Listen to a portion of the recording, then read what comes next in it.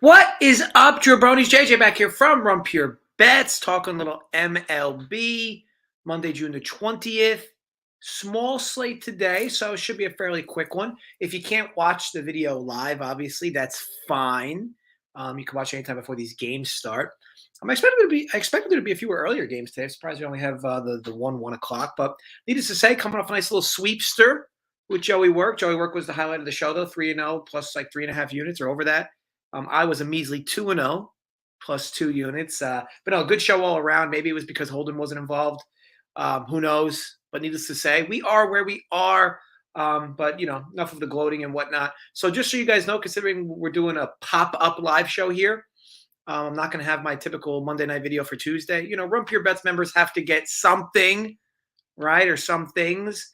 But no, been a great month all around for us. I think as a team, we're up like 40-ish units, which is awesome. So you love to see that. And, I think that this industry humbles you a bunch. And when you're doing well, you just need to kind of keep your axe on the grindstone and not worry so much about, pounding your chest and gloating. You just kind of, that's the past. And you just kind of got to keep working just as hard as you've been to try to keep being successful. And yeah, thank you, Matt. It was a nice little hit last weekend anyway at NASCAR.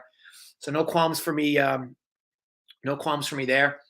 But yeah, so we'll go through this slate. I got 2 games I like, and then right after this video, spread. I think Boynton, Tyler, and Gavin. I think we're going to talk on the NBA draft, which, believe it or not, is in 3 short days. So that'll be a good video as well. So, like I said, without further ado, let's dive on in. What's up, Mike, Jeffrey, GB? Yeah, we'll aim to follow it up in some capacity, but needless to say, so never take those types of days for granted. I'll tell you that. You go 4-0, 3-0, 5-0, whatever it is. Profit's profit, but don't ever take the sweep type days for granted. And I'll be honest with you guys. I've been very fortunate on these live shows. I don't think I've had an 0 for 3 or more. And on this show, I only have 2 bets I made today, so it's not going to be tragic in either way. But I don't think, and I've been giving out a lot of 3 plays on these shows. I don't think I've had an 0-3 in a long, long time. It's maybe earlier in the year, maybe, but the live shows have been tremendous. The solo shows have been tremendous. Joey Work shows have been tremendous, and obviously our ROI for Run Pure Bets has been tremendous. So just a great year all around. But again, continue to stay humble and just keep moving forward. All right, so first game up. This is actually going to be a best bet. Pirates Cardinals. Pirates Cubs. JT Brubaker and the young. I say young. I mean, he's not that young, but Caleb Killian here. So for me, I did bet this game. I bet the first 5 under 4.5. And for a few reasons. Hold on.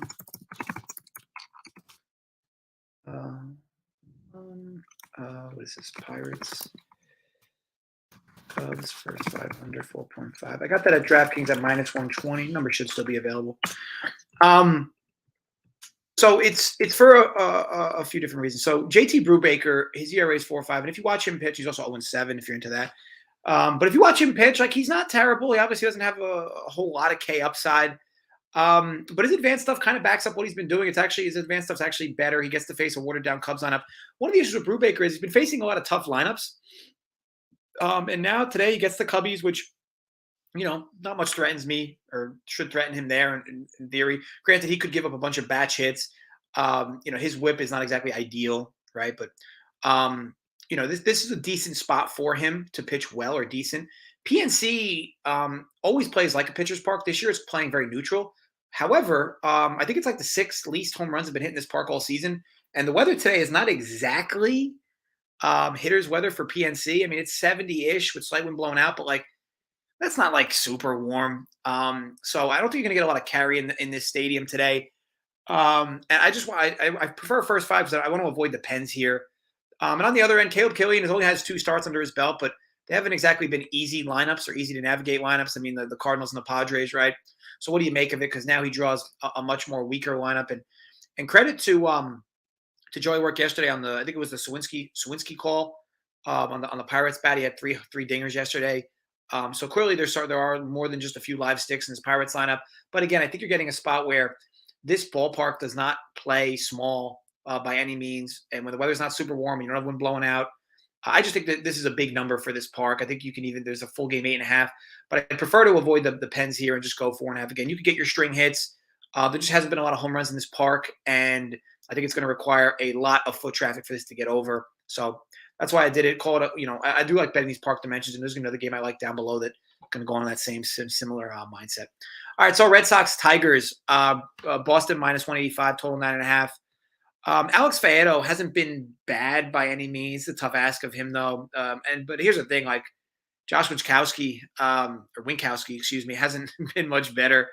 But granted, they brought him up out of necessity, and he's kind of like a glorified pen guy. Throws decent against Oakland, but now is going to draw a Tigers team who I guess is similar to Oakland in that respect. But weather's not super warm in Fenway, so call it a small lean for me under 9.5. I don't love the spot though. I think Boston could get this on their own if they want. But again, I can't bet a total. Let me just confirm on this weather. Yeah, I can't bet a total over 9 in this park when the weather's not there. I don't care who's pitching. This is not exactly hitter's weather in Fenway tonight. So yeah, call it a slight lean for me on the under, but I don't by any means love the spot. All right, next game up, Yankees Rays. So Shane McClanahan, Garrett Cole. Two incredible arms in this spot. It's a super low number though. The roof will be closed here in Tampa. It's supposed to be rain there. McClanahan has been absolutely incredible. I remember last year watching him a bit and thinking he was a little vulnerable against right-handed bats. Boy, has he cleaned that up. Yankees here are as hot as any team, and granted, look what it took to beat them. Took 10 runs from the Jays yesterday, coming back 8-3, 8-3 down. It just to show you, like, it's not easy to win in this sport consistently. And the Yankees, have now won 15-17 with their loss yesterday. And now go up against McClanahan. McClanahan just consistently seems to dominate this team. With that said, any given Monday, if you will, bats can come alive. Garrett Cole has been good. I don't think he's been excellent by any means, but he's been good. He's been getting himself in a lot of jams. Despite that, like his whip is like nothing. So it tells me he gets a lot of 1, 2, 3 innings and then seems to get rattled when throwing from the stretch a bit. But it's not like anybody on this Rays lineup really scares you. This is likely to be a lower scoring game.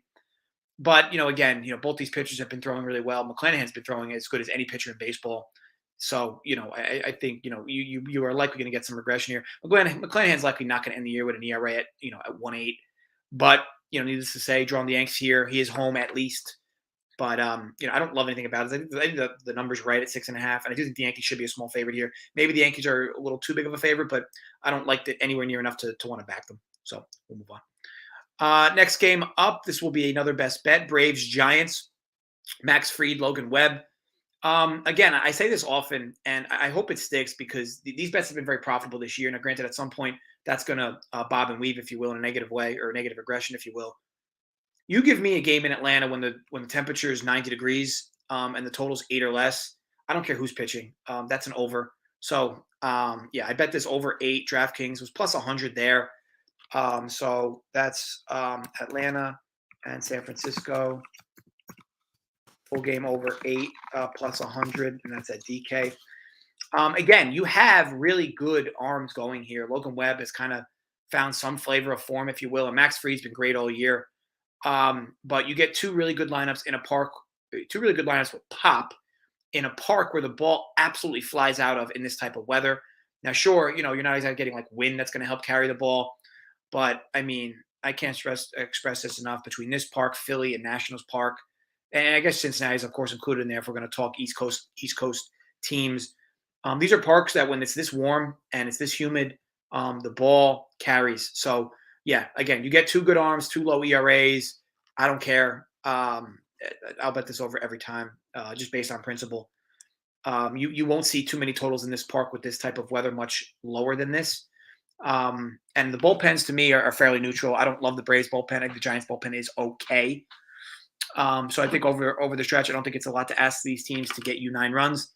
But needless to say, it certainly could happen. You have 2 good arms. If you're not going to get a lot of foot traffic and no home runs, you're not going to get much. But again, it doesn't take a lot to put a ball in the seats in this type of weather, in this type of park. So yeah, fired on that over 8. May the odds be ever in our favor. Cardinals, Brewers, Corbin Burns, Miles Mikolas. What does it say about Burns? Just another grind type of year for him. He hasn't looked himself. I'm saying this like he has this decade of a sample, but last year he was so brutal. to all bats. This year, he's been pretty brutal to bats, but he has been getting himself in trouble. He's had a lot of foot traffic for Mr. Burns this year. Miles Mikolas is having another decent season for sure. Obviously not a big strikeout guy, but consistently finds ways to get outs and eat innings, which has been great. Maybe Corbin Burns getting a little too much respect here. He hasn't been the type of pitcher that deserves this type of line against another type of good pitcher and good lineup. However, Burns is pretty brutal on right-handed bats, and we know the Cardinals are mostly right-handed bats. So with that said, I don't love anything about this. I think Milwaukee's a little too high in this spot from an odds perspective. But again, it wasn't enough for me to personally want to fire. But all that in mind, I'll just move on. Total 7.5 to me might feel low. Milwaukee though is definitely a hitter's park, and it will be hella warm in Milwaukee today. I don't know if they're going to close the roof in 85-degree weather. I'd be shocked if they did, but they might. If that roof is open, there's probably some slight value on the over. But again, I don't love anything about this game.